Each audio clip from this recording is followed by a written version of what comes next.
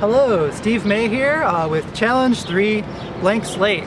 So for this challenge we were all given the same exact yarn, which is this Kenzie Merino blend from New Zealand with love, and we were told blank slate, do whatever you want, with the focus being on sort of creating the next big hit. So my initial response to this was like, wow, that could go in a lot of different directions. And I was sort of excited and intimidated by it. But also, I was tragically separated from my yarn for the first week of the challenge.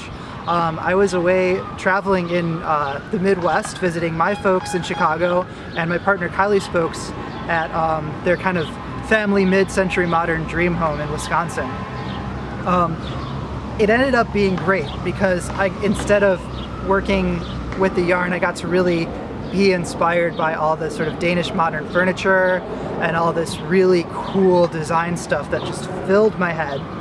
And in Chicago, I was like, okay, I really need to start swatching. And Knit One Chicago is this really lovely store, and they had Kenzie, not in the same color, but they had it. So I did get to swatch. And here's what I have so far. So I've got a couple different patterns. Here's one here, another one over here. And I'm not sold on any of these ideas totally yet, but the main plan is to take some of that Danish modern inspiration, some legs of tables and lamps and all those kind of gorgeous objects, and turn them into some kind of a textile that's very easy to make, but also really interesting to make. So here's some of my ideas so far. This one right here, I've got just sort of that right there, is these tables that are made with this sort of elegant X leg that have these little parabola sort of in the negative space. And then I've taken those and just kind of looped them together, and then this is a blown up chart.